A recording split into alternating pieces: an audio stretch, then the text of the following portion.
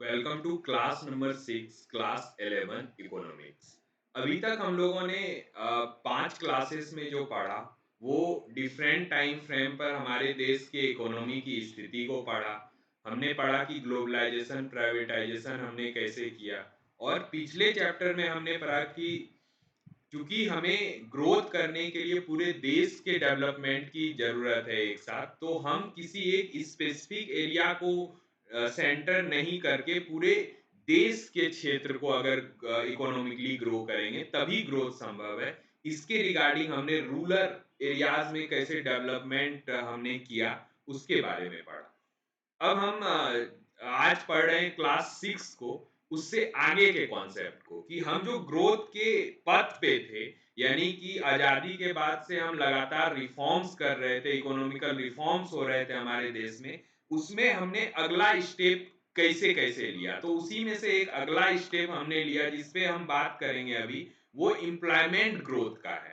Employment growth और उससे related और सारे जो इश्यूज़ थे, उस पे बात करेंगे कि हमने जो ग्रोथ किया, क्या उससे एम्प्लॉयमेंट बन सका? यानी रोज़गार आया हमारे देश में, लोगों को रोज़गार मिला, उससे उनका लाइफ़स्टाइल आगे बढ़ा।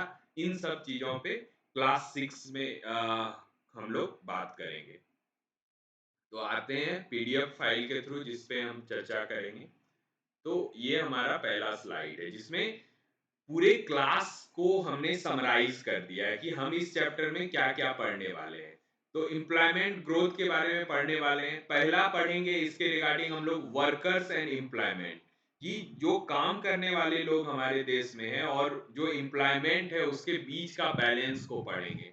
Participation of people in employment, employment में कैसे पीपल पार्टिसिपेट कर सकते हैं, या उन्होंने किया, या हमने ऐसी स्ट्रेटेजीज कैसे बनाई, इस पर बात करेंगे। Self employed and hired worker, कुछ लोग सेल्फ एम्प्लॉयड थे, कुछ लोगों ने वर्कर को हायर किया, दोनों ही एम्प्लॉयमेंट के जनरेशन में सहायक थे। Employment in firm factories and offices, firm factories और ऑफिसेज में किस तरह के अलग अलग एम्प्लॉयमेंट का डेवलपमेंट हुआ। Growth and changing structure of employment, growth कैसे हुआ और स्ट्रक्चर कैसे चेंज हुआ एम्प्लॉयमेंट का, इस पर भी बात होगी। इंफॉर्मेलेशन ऑफ इंडियन वर्कफोर्स, कैसे हम लोगों ने वर्कफोर्स को इंफॉर्मेशन के थ्रू कनेक्ट किया और उन्हें ज्यादा स्किलफुल बनाया। अनएम्प्लॉयमेंट के बारे में भी पढ़ेंगे, क्योंकि जब भी बात एम्प्लॉयमेंट की होगी तब ये भी बात हो गई कि कितनी बड़ी जनसंख्या जो है इससे अलग थी, यानी कितने लोगों को रोजगार नहीं मिल सका। गवर्नमेंट एंड एम्प्लॉयमेंट जनरेशन, इसके बारे में भी पढ़ेंगे। चलते हैं नेक्स्ट स्लाइड पे। व्हाई डू पीपल वर्क, सबसे पहला कॉन्सेप्ट है कि अगर हम एम्प्लॉयमेंट की बात करते हैं, वर्क की बात करते हैं, तो आदमी काम करता क्यों है, इसके पीछे का लॉजिक क्या है। तो सबसे पहला लॉजिक है कि उसे खर्च की जरूरत होती है। जीवन में जो भी चीजें जरूरी है, तो उसके लिए उसे उसे या तो बाजार से खरीदेगा या तो खुद प्रोड्यूस करेगा। और किसी भी व्यक्ति के लिए ये संभव नहीं है कि वो अपने जरूरत का सारा चीज खुद ही प्रोड्यूस करे, यानी कुछ चीजें उसे खरीदनी पड़ेगी। जो चीज उसे खरीदनी पड़ेगी उसके लिए उसे करेंसी देना पड़ेगा। तो करेंसी मतलब करेंसी उसे कहीं से तो कमाना पड़ेगा। तो डेली टू डेली एक्सपेंसेस के लिए हमें जिस पैसे की जरूरत पड़ती है उसके लिए हमें काम करना पड़ता है। सेंस ऑफ अकॉम्प्लिशमेंट, एक सेंस होता है ह्यूमन में कि वो सेटिस्फाई फील करना चाहता है, जैसे उस पे जो भी लोग डिपेंडेंट है वो उसके खर्चा पूर्ति करे, इससे एक मेंटल सेटिस्फेक्शन उसे मिलता है। Self worth, it give us self worth and enable us to relate ourselves meaningfully with other, ये हमें एक सेल्फ वर्थ देता है, एक हमें विजन देता है जो हमें और सारे लोगों से अलग फील कराता है अगर हम अर्न करते हैं तो। डिफरेंट टाइप ऑफ वर्क, अब वर्क क्यों करते हैं ये समझ गए, क्यों करना चाहिए। और अब हम समझेंगे कि डिफरेंट टाइप ऑफ वर्क्स क्या-क्या होते हैं। एक तो वो लेबरर होते हैं जो फील्ड पर वर्क करते हैं, यानी कि खेतों में काम करते हैं, वर्क एट शॉप। एक वो लोग होते हैं जो दुकानों में काम करते हैं, फैक्ट्री वर्क, कुछ लोगों को आपने देखा होगा जो फैक्ट्रीज में वर्क करते हैं। स्मॉल फैक्ट्री एट होम, बहुत सारा स्टार्टअप आपने देखा होगा जब से स्नैपडील, फ्लिपकार्ट, अमेज़न ये सब पार्सल आ गए हैं। कुछ लोग घर में ही कुछ प्रोडक्ट बनाते हैं और उसे सेल आउट करते हैं। तो कुछ लोग वहाँ भी एम्प्लॉयड हैं, तो उसे बोलेंगे स्मॉल फैक्ट्री एट होम, यानी घर पे ही हमने एक सेटअप बनाया, वहाँ कुछ माल तैयार किया और उसे बेच दिया बाज़ार में। ऑफ़िस वर्क, कुछ लोग ऑफ़िस वर्क करते हैं, यानी उन्हें ऑफ़िस जाना होता है, ऑफ़िस किसी एक स्पेसिफिक कंपनी की होती है, कंपनी का कोई काम होता है जो उन्हें करना पड़ता है और उसके बदले उसे पैसे मिलते हैं।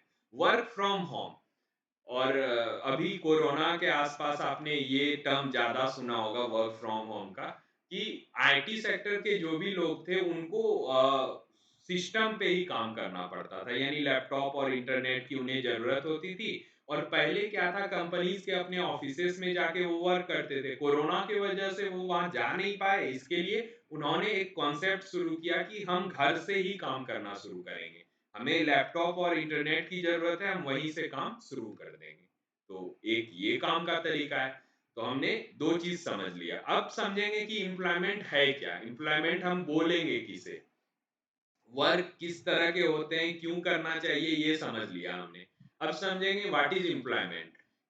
It is the state of having paid work. Simple सा है, वैसा काम जिसके बदले हमें पैसे मिलते हैं, इसे एम्प्लॉयमेंट बोलेंगे। वर्क 2 तरह के होते हैं, एक पेड वर्क होता है और एक अनपेड वर्क होता है। हमारे जो हाउस होल्ड वर्क होते हैं, जो महिलाएँ करती हैं, हमारे घर में माँ करती होंगी, आपकी पत्नी करती होगी, वो अनपेड वर्क है, उसको हम एम्प्लॉयमेंट में नहीं जोड़ सकते। इसीलिए वैसा काम जिसके लिए आपको पे किया जा रहा है, उसी को एम्प्लॉयमेंट बोलेंगे हम। What is the purpose of studying about working population? इसका पर्पस क्या है जब studying about working population? Working population को हमको क्यों स्टडी करना चाहिए? How many people are in, इससे पता चलेगा कि देश में कितने लोगों के पास रोजगार है। इससे एक आर्थिक स्थिति भी पता चलती है कि अगर ज्यादातर लोगों के पास रोजगार है, इसका मतलब देश की स्थिति अच्छी है, और अगर ज्यादातर लोग बेरोजगार हैं, तो इसका मतलब देश की स्थिति अच्छी नहीं है। How many in different sector, कितने तरह के लोग अलग अलग सेक्टर्स में काम कर रहे हैं। इससे ये भी पता चलता है कि कौन-सा सेक्टर ज़्यादा पैसा बना पा रहा है, कौन-सा सेक्टर ज़्यादा ज़रूरी है हमारे देश के लिए। तो इसके लिए हमारा वर्किंग पॉपुलेशन का स्टडी करना किसी देश के लिए ज़रूरी होता है। Other purpose of studying about work population, और क्या-क्या पर्पस हैं जो कि हमें इस काम के लिए तैयार करता है कि हम और सारे other purpose of studying about working population, हम लोग क्या करें ऐसा जो कि वर्किंग पॉपुलेशन जो हमारा है उसका स्टडी कर कर हम क्या कर सकते हैं। तो सबसे पहली बात है कि और क्या-क्या पर्पसेस हैं, तो उसमें हम देखते हैं कि हमें क्यों ज़रूरी है कि हम स्टडी करें इसका। To understand contribution made by different industries toward national income, इससे हमें ये भी पता चलता है कि कंट्रीब्यूशन जो है किस इंडस्ट्री का हमारे नेशनल इनकम में सबसे ज़्यादा है। हाउ मच चाइल्ड लेबर, कितने लेबर जो हमारे हैं जो वर्क कर रहे हैं उसमें से कितना चाइल्ड लेबर से है, यानी कि एज ग्रुप्स का भी पता चलता है कि कौन से सेक्टर में कितने परसेंट लोग किस किस एज ग्रुप के हैं और कहाँ कहाँ काम कर रहे हैं। चलते हैं नेक्स्ट स्लाइड पे। Worker, meaning of worker, worker का मीनिंग क्या है? Who is worker in English? English में हम वर्कर किसे बोलते हैं? Any person who does work is called worker. Simple सी बात है कि कोई भी ऐसा आदमी जो काम करता है उसे वर्कर बोलते हैं। Who is worker in economics, लेकिन इकोनॉमिक्स में वर्कर किसे बोलेंगे? All people who do economic activities and contribute to GNP national income, वैसे सारे लोग जो इकोनॉमिक एक्टिविटीज में कंट्रीब्यूट करते हैं, जीएनपी नेशनल इनकम में कंट्रीब्यूट करते हैं, उसे हम वर्कर बोलेंगे इकोनॉमिकल लैंग्वेज में। वरना ऐसे हम जितने भी लोग वर्क कर रहे हैं सभी को वर्कर बोल देते हैं, लेकिन वैसे लोग जो काम करके इकोनॉमिकल एक्टिविटीज करते हैं, यानी काम के बदले पैसे जो कमा रहे हैं, काफी लोग कुछ मुफ्त में करते हैं, ऐसे ही घर के जैसे हाउस होल्ड वर्क हम करते हैं उसके लिए हमें किसी तरह का पेमेंट नहीं मिलता, तो वो इकोनॉमी के नजर में वर्क नहीं है। आर दीज वर्कर तो और कई एग्जांपल्स हैं जो वर्कर नहीं है, पैसे तो मिलते हैं उन्हें लेकिन वो वर्क के गिनती में नहीं आएगा। जैसे बेगर, भिखारी जो भीख मांगते हैं, वो वर्क नहीं करते हैं लेकिन फिर भी उन्हें पैसा मिलता है। ठीक, चोर, चोर चोरी उसका काम है लेकिन हम उसे इकोनॉमिकल एक्टिविटीज में इसलिए नहीं मान सकते क्योंकि वो इथिकल नहीं है। चोरी कोई इथिकल काम नहीं है, वो कोई मेहनत का काम तो कर रहा है एक्चुअली, लेकिन चूंकि देश के अनुसार हम लोग जिस सोसाइटी में रहते हैं, थिप को हम एक इकोनॉमिकल एक्टिविटी नहीं मान सकते। स्मगलर, कोई आदमी जो स्मगल करता है और उसके बदले पैसे कमाता है, उससे भी हम इकोनॉमिकल वर्कर के रूप में नहीं देख सकते। गैम्बलर, गैम्बलर यानी जो कि जुआ खेलता है और उससे कुछ पैसे अर्न करता है, उसे भी हम वर्कर की गिनती में नहीं रख सकते। और कारण क्या है? ऑल दो दे आर अर्निंग इनकम, वो सारे लोग पैसे कमा रहे हैं, they are not doing any economical, लेकिन वो कोई इकोनॉमिकल एक्टिविटी नहीं कर रहे हैं क्योंकि वो देश के नेशनल इनकम में शामिल नहीं होगा। तो चलते हैं अगले स्लाइड में। Who is worker in economics? Economics में वर्कर कौन है? All people who do economical activity. वैसे सारे लोग जो इकोनॉमिकल एक्टिविटी करते हैं उसे इकोनॉमिक्स में वर्कर कहेंगे। Activities of producing goods and service which lead to generation of income and contribute to GNP. Simple सा कॉन्सेप्ट है, कोई भी आदमी अगर पैसे के बदले कोई काम कर रहा है और वो पैसा नेशनल इनकम में यानी टैक्स के दायरे में आ रहा है, तो वैसा सारा एक्टिविटी इकोनॉमिकल एक्टिविटी में आएगा। जैसे आप कोई दुकान चलाते हो तो दुकान का आपका रजिस्ट्रेशन होता है, गवर्नमेंट को पता होती है कि आप इनकम जनरेट कर रहे हो। आप कोई इंस्टीट्यूट चला रहे हो, आप कोई सामान बना के बेच रहे हो, कुछ भी काम कर रहे हो जो जीएनपी में यानी ग्रॉस नेशनल इनकम में शामिल हो रहा है, वो सारा एक्टिविटी इकोनॉमिकल एक्टिविटी कहलाएगा। Concept one, what are economical activities? अब हम इकोनॉमिकल एक्टिविटीज के अलग अलग कॉन्सेप्ट को पढ़ेंगे। It means activity of producing goods and services which led to generation of income. इसका मतलब वैसे एक्टिविटी से है जो गुड और सर्विसेज प्रोड्यूस कर सके, जो उसके बदले इनकम जनरेट करे। Are these economic activities? क्या ये इकोनॉमिक एक्टिविटीज हैं? कोई टीचर टीच कर रहा है स्कूल में, सी इज गिविंग सर्विस, वो सर्विस दे रहे हैं। किस चीज की सर्विस? तो वो अपना स्किल यानी पढ़ाई को, जो भी उनके पास नॉलेज है वो बच्चों को दे रहे हैं, इसे सर्विस के सेक्टर में रखा जाएगा। Which led to generation of income, और बच्चे उसके बदले उसे पैसे दे रहे हैं, तो ये इकोनॉमिकल एक्टिविटी में माना जाएगा। टीचर टीचिंग फ्री, वैसे काफी टीचर्स आपने देखे होंगे जो फ्री में एजुकेशन देते हैं, ही इज गिविंग सर्विस, वो भी सर्विस दे रहा है but does not generate income, वो किसी भी तरह का इनकम जनरेट नहीं कर रहा है, तो वो इकोनॉमिक एक्टिविटी में नहीं आएगा। नेक्स्ट पे चलते हैं। Is factory working doing economic activity और factory owner? Economic activity means activities of producing goods and services.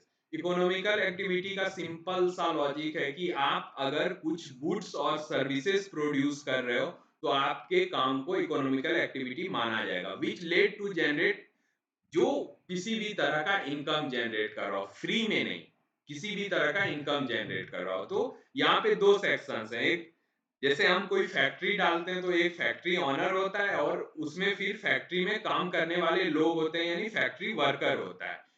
He is producing goods, factory worker जो है वो गुड प्रोड्यूस कर रहा है, which leads to generation of income, जो income को generate करेगा। So it is an economical activity, इसीलिए ये एक इकोनॉमिकल एक्टिविटी है।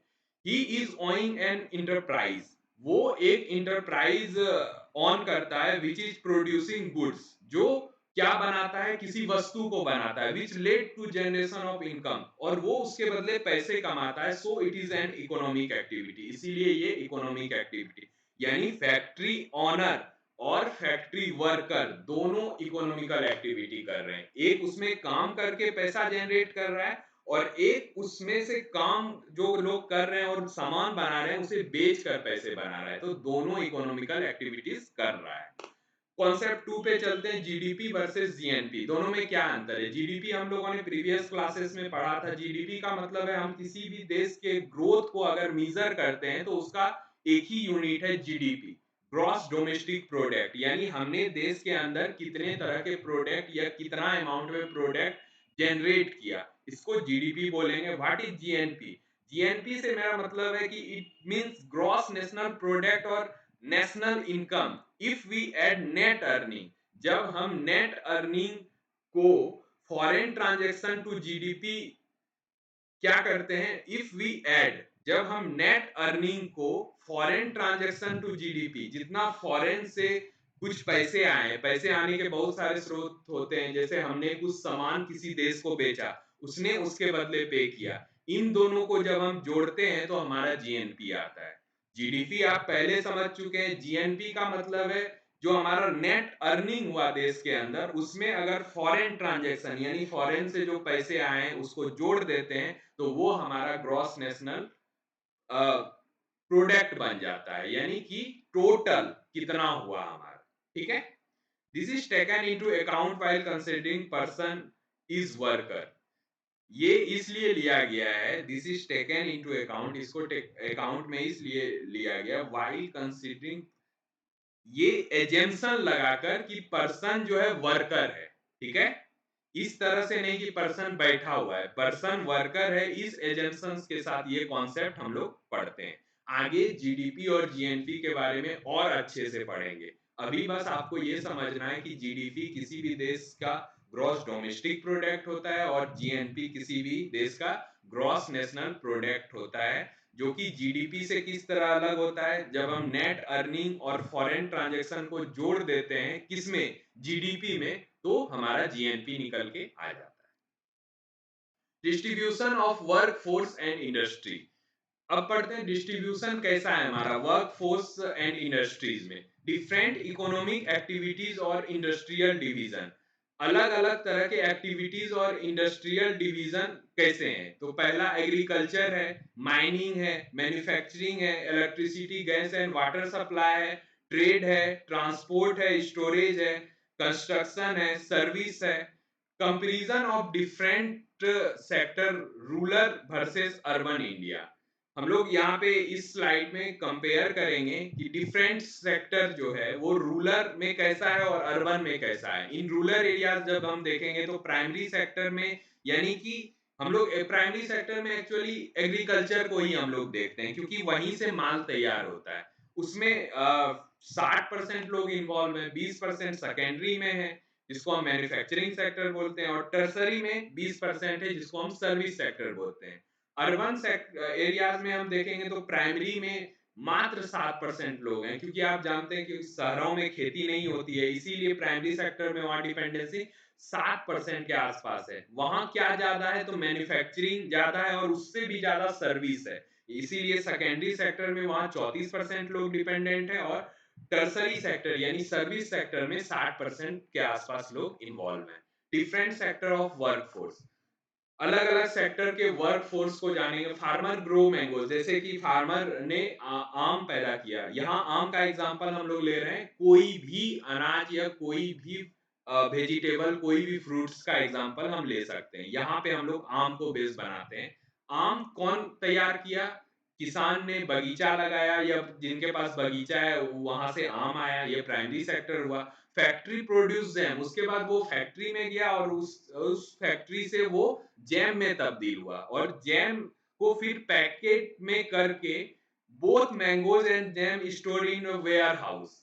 अब ये वेयर हाउस में जाएगा, वहां स्टोर होगा और उसके पास फिर कस्टमर के पास जाएगा। तो ये पूरा प्रोसेस दिखाया गया है आपको वर्कफोर्स का। प्राइमरी में हम लोग रॉ मटेरियल्स को कलेक्ट करते हैं, सेकेंडरी में उस रॉ मटेरियल से कोई प्रोडक्ट बनाते हैं और टर्सरी में हम उसे बेचने के लिए तैयार करते हैं। समझ में आ गई बात? चलते हैं नेक्स्ट स्लाइड में। Changing structure of employment and consolidation of workforce, structure कैसे चेंज हो रहा है एम्प्लॉयमेंट का और कॉन्सोलिडेशन ऑफ वर्कफोर्स के बारे में जानेंगे।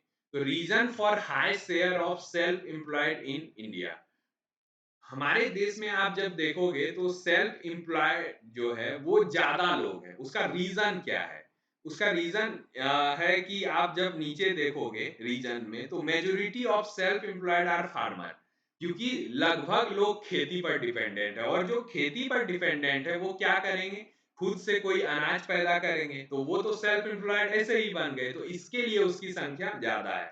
Due to industrialisation and urbanisation people are moving away from agriculture into other. जब हमारे देश में इंडस्ट्रियलाइजेशन और अर्बनाइजेशन हुआ तो उसके बाद लोग खेती से उठकर डिफरेंट सेक्टर में जाने लगे और वहां काम करने लगे।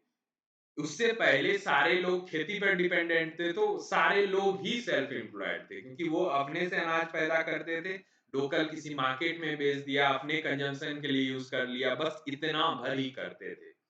Casualisation of workforce, casualisation of workforce को जब आप देखेंगे तो एम्प्लॉयड जो है सेल्फ एम्प्लॉयड यहाँ पे 1972-73 में 61% था, जो 17-18 में 52% के आसपास हो गया। लेबरर को आप जब देखेंगे तो इसकी संख्या बढ़ते जा रही है और सैलरीड पर्सन की भी संख्या बढ़ते जा रही है। Share of casual wage labourer, मतलब वे जो डेली वेज लेबरर हैं यानी कि पैसे के बदले काम करने वाले लोग हैं, in work force in increasing, ये बढ़ रहा है और इसी प्रोसेस को हम बोलते हैं कैजुअलाइजेशन ऑफ वर्क फोर्स। ठीक है, दिन प्रतिदिन पैसे के बदले काम करने वाले लोगों की संख्या बढ़ रही है और इसी प्रोसेस को हम कैजुअलाइजेशन ऑफ वर्कफोर्स बोलते हैं। चलते हैं नेक्स्ट स्लाइड पे। Positive and negative effect of casualisation of workforce. क्या क्या पॉजिटिव और क्या निगेटिव इफेक्ट हैं कैजुअलाइजेशन के, तो हम लोग पढ़ते हैं work as farmer in village. Village में जब हम फार्मर के रूप में काम करते हैं जिसका इनकम 5,000 रुपए मंथ का है, एक एग्जांपल लिया है हमने, in case of Covid still income earn, वो कोविड के दौरान भी पैसे कमा रहे थे क्योंकि उनके पास अपना पूरा रिसोर्स था। लेकिन जो लोग बाहर काम कर रहे थे, work and labour in city, जिनका इनकम इनसे कहीं ज्यादा था, वहां कोविड के कारण कोई काम नहीं था, तो उनका इनकम बंद हो गया था। तो एक पॉजिटिव चीज दिखा इसका और एक निगेटिव चीज दिखा। एडवांटेज ऑफ कैजुअलाइज, एडवांटेजेस ये है कि it increases income of people, there is more flexibility. Labour के मतलब पैसे के बदले दूसरे के लिए काम करना, इसका एडवांटेज ये है कि इसका इनकम ज्यादा होता है और ये फ्लेक्सिबल होता है कि हम किसी भी के लिए काम कर सकते हैं, हम अपना जगह कभी भी बदल सकते हैं। लेकिन जहां बात होगी कि अपना खेत है, अब उसी से अनाज पैदा करना है, तो हम हर एक टाइम पे अपना खेत नहीं बदल सकते कि ये आज मेरा ये खेत है, कल हम 200 किलोमीटर दूर जाके किसी दूसरे शहर में बोल दें वो हमारा खेत है। तो ये एक डिसएडवांटेजेस है। डिसएडवांटेजेस ऑफ कैजुअलाइजेशन को पढ़ेंगे। It makes people vulnerable to income fluctuation. इसमें जो फ्लक्चुएशन होता है, जैसे कुछ महामारी आ गई या कुछ आ गई, तो वहां पे जो भी वर्कर बाहर काम करते हैं उनको काम नहीं मिलता है। ये इसका सबसे बड़ा डिसएडवांटेज। एडवांटेज क्या है? ज्यादा अर्निंग होती है, ज्यादा फ्लेक्सिबल है। डिसएडवांटेज क्या है? जब भी कोई ऐसा सिचुएशन आता है जब काम नहीं मिलने लगे तो फिर पैसा नहीं मिलता है। अनएम्प्लॉयमेंट के बारे में अब पढ़ते हैं। स्टोरी ऑफ थ्री फ्रेंड्स के द्वारा ये दिखाया गया है कि मिस्टर ए क्लास 12 पास है, working in call centre, call centre में काम करते हैं। मिस्टर बी क्लास 12 पास है, लुकिंग फॉर जॉब, वो अभी नौकरी के लिए देख ही रहा है। मिस्टर सी भी क्लास 12 पास है, परसुइंग बीकॉम, नॉट लुकिंग, वो आगे पढ़ना चाहता है तो उसने बैचलर्स किया हुआ है और वो जॉब के लिए नहीं देख रहा है। Which of the following is unemployed, इसमें से आप किसे अनएम्प्लॉयड मानोगे? तो व्हाट इज अनएम्प्लॉयमेंट? तो मिस्टर ए क्या कर रहा है? He is working so not employed, वो काम कर रहा है इसलिए इसके लिए वो अनएम्प्लॉयड नहीं है। He is looking for job, so क्योंकि एक जो मिस्टर बी है वो 12 पास आउट है लेकिन वो जॉब के लिए देख रहा है लेकिन मिल नहीं रहा है, तो इसे अनएम्प्लॉयमेंट बोलेंगे। Mister C he is not willing to work, वो काम नहीं करना चाहता है, सो नॉट एम्प्लॉयड, इसीलिए वो अनएम्प्लॉयड नहीं है, यानी कि वो और पढ़ना चाहता है। यानी इसमें से तीनों में से अनएम्प्लॉयड कौन है? वही है जो जॉब खोज रहा है और उसे जॉब नहीं मिल रहा है। इसी सिचुएशन को अनएम्प्लॉयमेंट बोलते हैं। किसी भी देश में जब युवा किसी रोजगार की तलाश में होते हैं और उसे रोजगार नहीं मिलता है, वैसे सिचुएशन को ही अनएम्प्लॉयमेंट बोलते हैं। जैसे बहुत सारे लोग हैं जो और आगे पढ़ना चाहते हैं, उसे हम अनएम्प्लॉयड नहीं बोलेंगे क्योंकि वो नौकरी की तलाश नहीं कर रहे, तो हम उसे अनएम्प्लॉयमेंट के कैटेगरी में नहीं डालेंगे।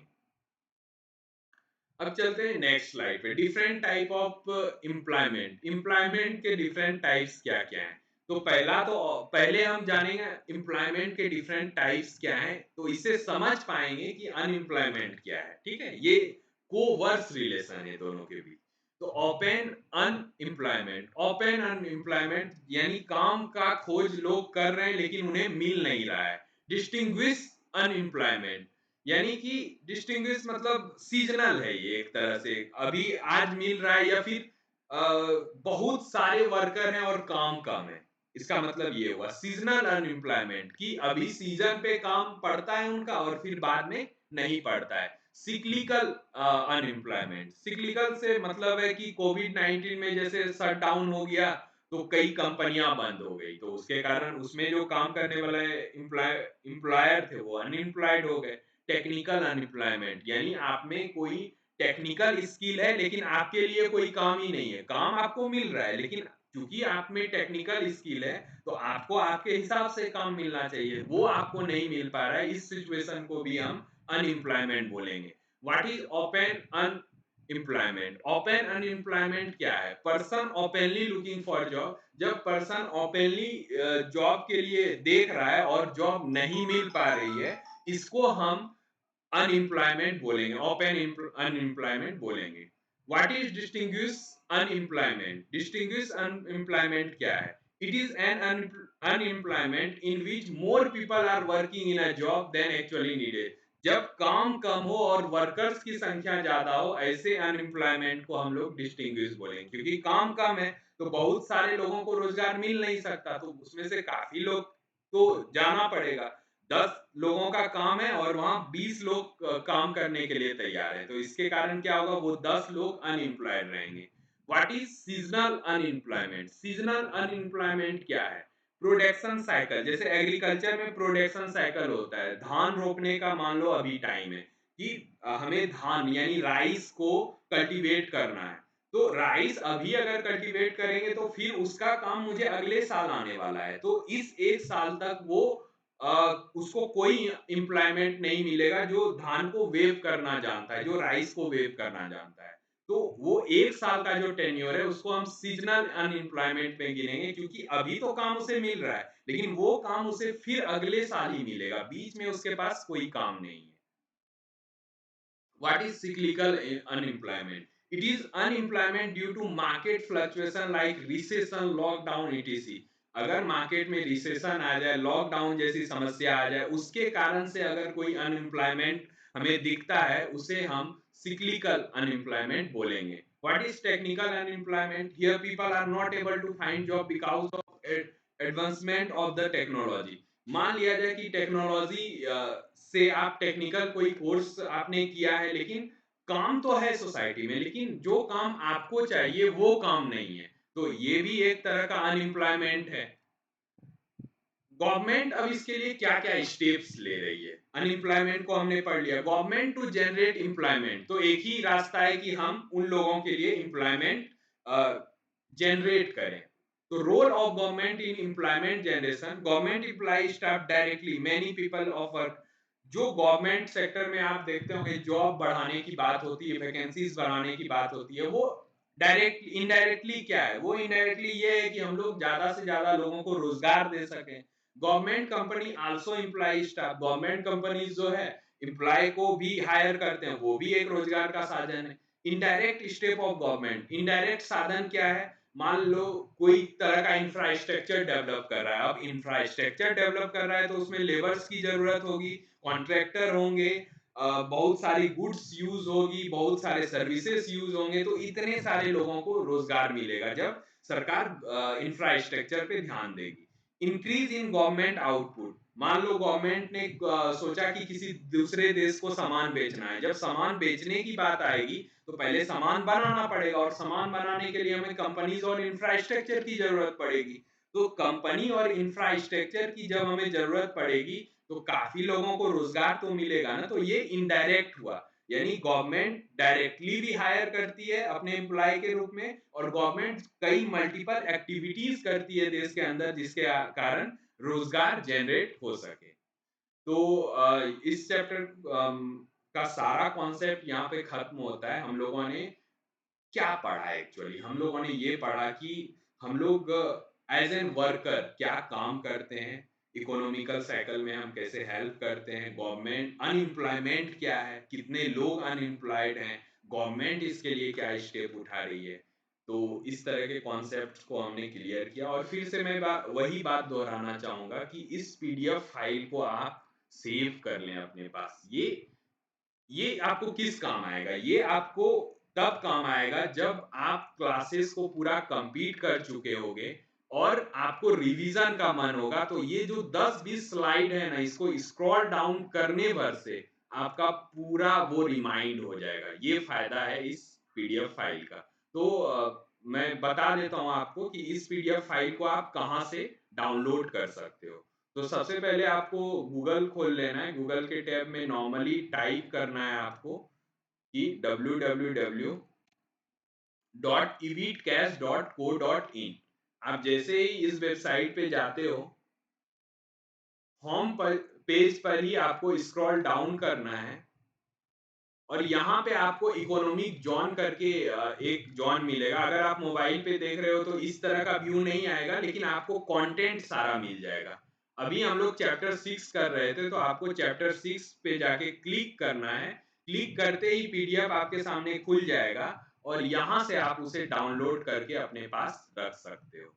तो मिलते हैं अगले क्लास में, क्लास 7 में, और आशा करता हूँ सारा कॉन्सेप्ट आपको समझ में आ रहा होगा। आप या तो क्लास 11th में हो या आप किसी भी कॉम्पिटिटिव एग्जाम की तैयारी कर रहे हो, तो कॉन्सेप्ट सबसे इम्पोर्टेंट चीज है। अगर कॉन्सेप्ट आपका क्लियर हो जाता है तो आपके लिए किसी भी तरह का क्वेश्चन आंसर मायने नहीं रखता है, क्योंकि सारी चीज आपके समझ में आ जाती है। तो आशा करता हूँ ये क्लास आपको अच्छा लग रहा होगा, और अगर अच्छा लग रहा है तो आप सब्सक्राइब करो, इसको शेयर करो, दूसरे को सजेस्ट करो कि आप यहाँ से ये क्लासेस ले सकते हो। और अगर आपको इसमें कुछ कमी नज़र आ रही है तो कमेंट में उसे मेंशन करो। अगर हमें कमी लॉजिकल लगेगी तो हम उस पे ज़रूर काम करें। मिलते हैं अगले क्लास में, तब तक के लिए बाय।